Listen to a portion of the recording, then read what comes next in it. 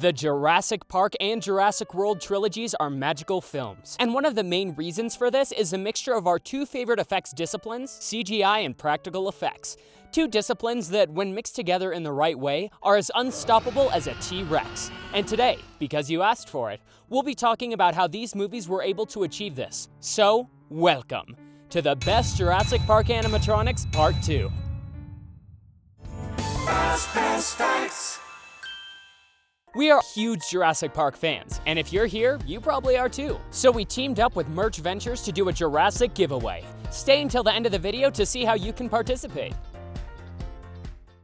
Indominus Rex, Jurassic World: The Ride. In Jurassic Park Animatronics Part 1, we talked about how the Jurassic Park ride had changed in Universal Studios Hollywood. Go check out the video for more info, but if you need a quick refresher, here it is. Universal Studios Hollywood closed the Jurassic Park ride so it could be replaced with a new Jurassic World theme. When Jurassic World: The Ride opened back in 2019, it was a huge success, but it became known that the ride opened without being completely finished, and there were some scenes where something was lacking. In the original Jurassic Park ride, guests were taken on a boat ride to see multiple dinosaurs, but a Parasaurolophus popped up and threw the raft off course, causing it to enter the raptor containment area, where the raptors and a T-Rex had escaped.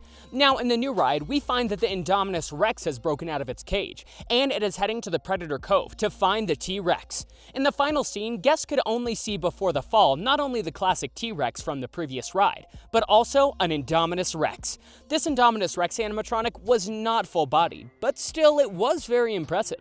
Last month, Universal Studios announced their reopening date after a year-long closure. And with this announcement, they also let guests know that when the park reopened, guests would get to see the new finale for Jurassic World, which features the spectacularly realistic new dinosaur, Indominus Rex. We were all very excited by this announcement, but nobody was prepared for what Universal had created.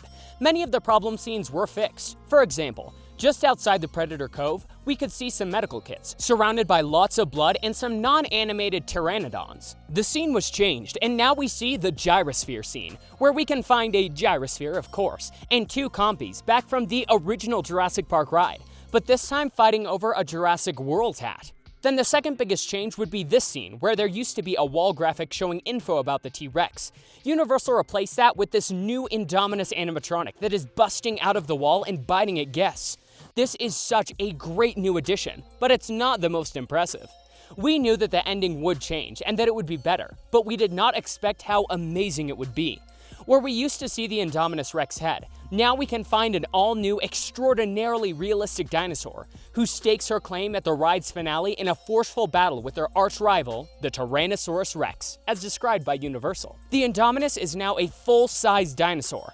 The fully articulated figure spans nearly 55 feet horizontally from head to tail, and over 22 feet vertically, and features lifelike movements like blinking eyes, flexing arms and claws, and clenching jaw, as she bares her teeth and lunges at guests. This final battle scene is mind-blowing, and a must-see for any animatronic fan. Apatosaurus, Jurassic World. Many people tend to attack the Jurassic World sequels for their use of CGI, claiming that there is little to no use of practical effects in the films. But they do not take into consideration that these new movies use the best of both worlds. Great practical effects mixed with the magic of CGI to continue to expand the legacy of the franchise. In our previous video, we talked about some of the thousands of practical effects that were used in Jurassic World: Fallen Kingdom. Some people think that the first film in the trilogy did not use many practical effects, but this is far from the truth. For Jurassic World, Colin Trevorrow brought legacy effects to create many props, and above all, one of the most impressive animatronics in the whole franchise, the Apatosaurus. Who are we kidding? All these animatronics are impressive, to be honest. To create this dinosaur, the team first created a 3D model, which they later made out of foam. After that, the figure was sculpted. But there was a problem. Later in production, the team was told that the scale of the dinosaur was much larger than they had expected. So, to not waste time in the work that the team had already done, they made a 3D scan of the sculpture, sent all the info into a computer, and printed the sculpture again, in the new and correct size that was needed. Then this figure was taken to the molding department, where it would be determined how many parts the sculpture had to be divided in order to create the mold. Having these divisions, the team created the mold using multiple layers of fiberglass, mixed with epoxy resin. The molds were then filled with a special mixture of soft latex to make the dinosaur's skin. They put it in the oven, and 12 hours later, voila! A new dinosaur was born. or at least the outside of the dinosaur was done. While part of the team worked on the outside of the Apatosaurus, the rest of the team worked in the mechanics. For this animatronic, a cable system was used instead of using hydraulics. This might seem old school, but it turned out to be very practical for this specific scene. They used springs to counteract the weight, and for the head, a series of parallelograms were used to allow the animatronic to move more efficiently and realistically. To finish the animatronic, a foamy cover was made to put the mechanics in, and then it was wrapped in spandex so that the latex and the last aesthetic details could be added. The beauty of this animatronic is that it was created with so many micro expressions and details, because Colin Trevorrow wanted the audience to connect with the creature.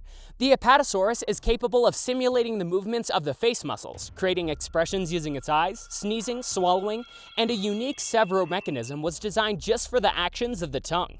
Once the dinosaur was assembled, the team began the rehearsals with it. This mechanical puppet was controlled by 4 puppeteers. The dinosaur was taken to Kauai, Hawaii, to film the scene with Bryce Dallas Howard and Chris Pratt. The 2 actors connected automatically with the animatronic, and this scene ended up being one of the most emotional parts of the film. Colin Trevorrow fought a lot so that these animatronics would be included in the trilogy, and thankfully, he was able to win. Not only did they create these fantastic creatures, but this also allowed Legacy Effects to continue the work and legacy of Stan Winston.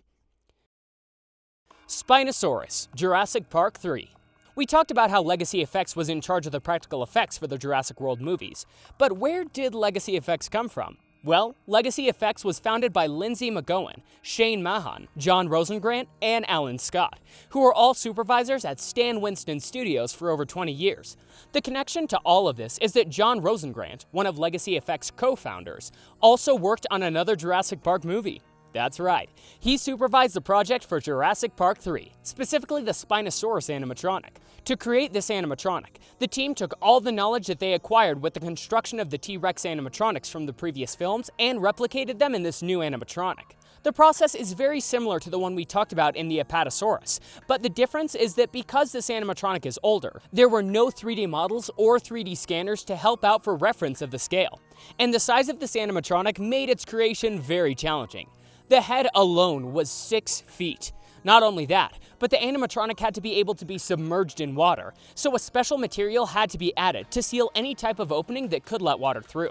Its head is made of graphite so that it can be resistant, and all the parts are welded to a mechanical substructure. The welding process has to be so strict that a specialized agency has to come to approve if everything is correctly welded. This animatronic was much larger than Rexy, and transporting it was quite a feat. The main door of the studio had to be removed so it could be taken out with the help of huge cranes. After this, the animatronic was installed on the set of Universal Studios in LA, in a particular track that allowed the animatronic to move. It is controlled thanks to a telemetry device, so every move that a puppeteer does is replicated in the animatronic.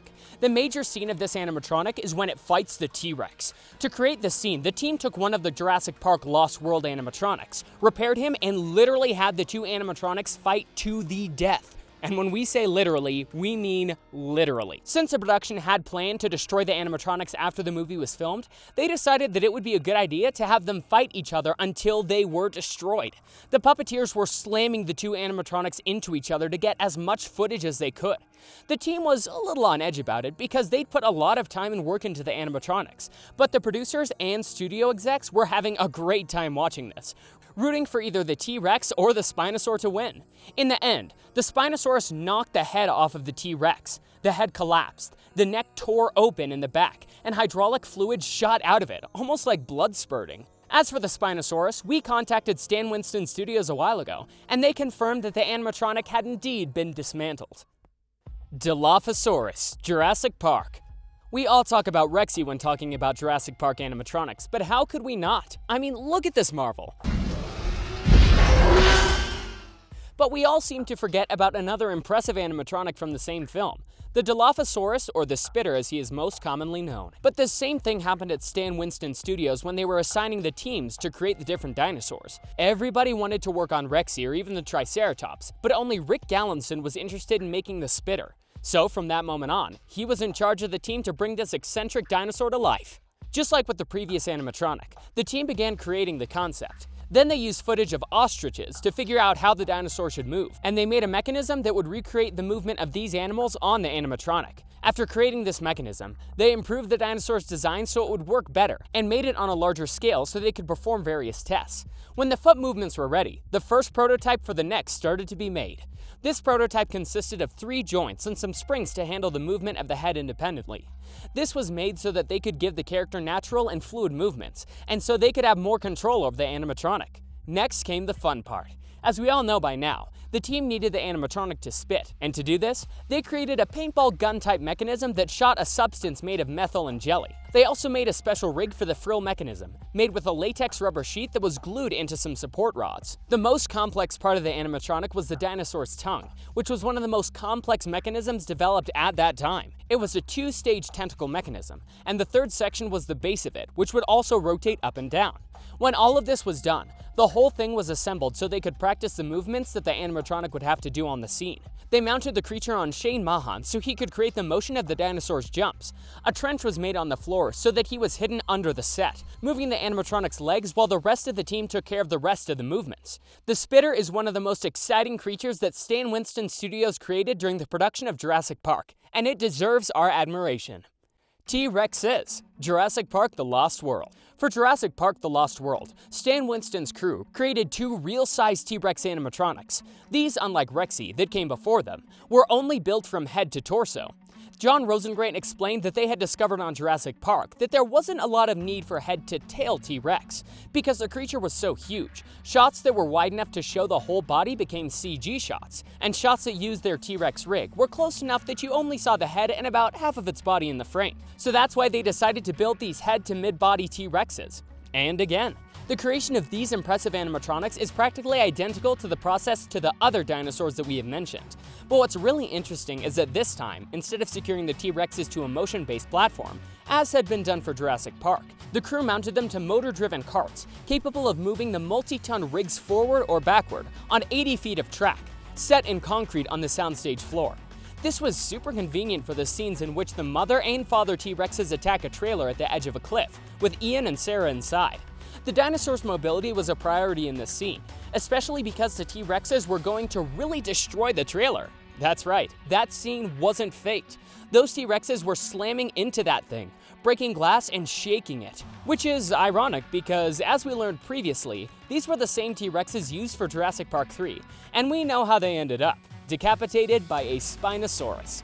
These 2 animatronics are extraordinarily and extremely imposing, not only because of their size, but also for the capacity of destruction that they ended up having. Anyone up for part 3? Well, it's coming sooner than you think. But now, we've arrived to the giveaway. We've teamed up with Merch Ventures to give away this roaring Jurassic Park Loungefly mini backpack. To participate, you need to go follow both of our accounts on Instagram, Fastpass Facts and Merch Ventures. Check out this post and follow the instructions there. We'll announce the winner next week on our IG Stories, Community tab, and also next week's video.